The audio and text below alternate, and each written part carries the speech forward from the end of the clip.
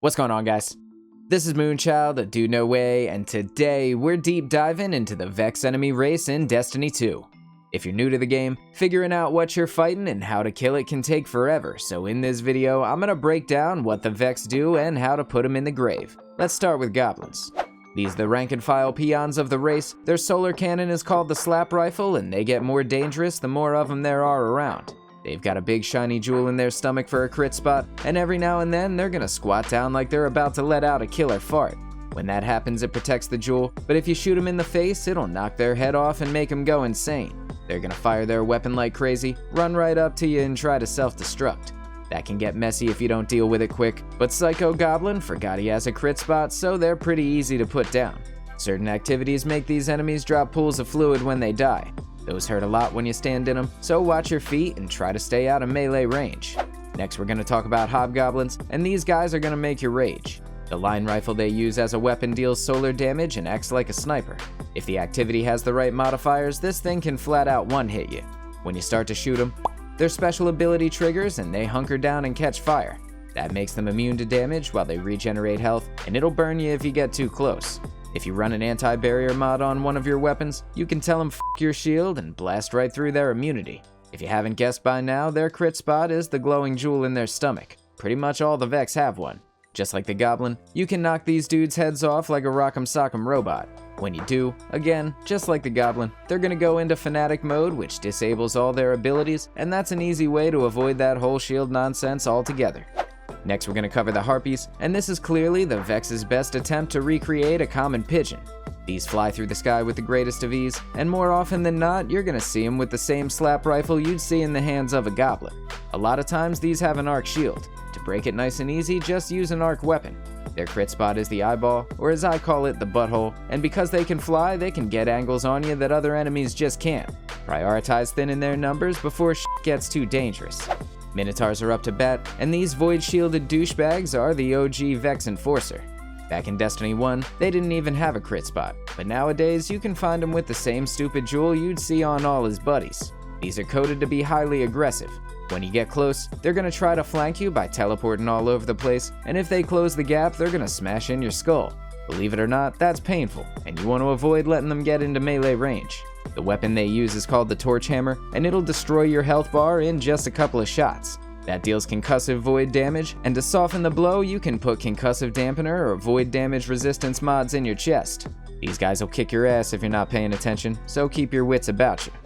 Next up are the Hydras, and these floating toasters are one of the 3 big boy Vex you're gonna find out in the wild. They come equipped with a floating shield that rotates around their body. That never goes away, but you can nullify its effectiveness. For example, walking up with a sword and cutting them to bits makes that shield a moot point. Remember the anti-barrier weapons from earlier? Well, they don't give a f what shield you put in front of them. You can literally fire right through it like it's not even there.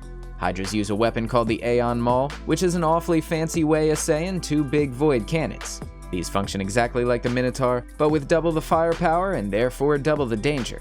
When you engage with one, you want to make sure you're playing close to a nice large piece of cover. The Aeon Maul can damage you around corners, so you need to be behind something big enough to make sure you're actually safe. These dudes explode when you kill them, which can kill you too, so put them in the grave and get the hell out of there. Cyclops are another of the Vex's most dangerous enemies, and these are basically just bedridden Harpies who lost control of their diet.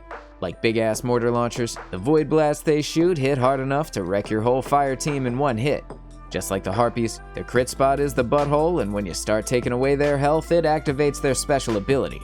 They're gonna bug the hell out and start throwing void bolts all over the place. These deal less damage than their regular fire, but they're definitely more chaotic.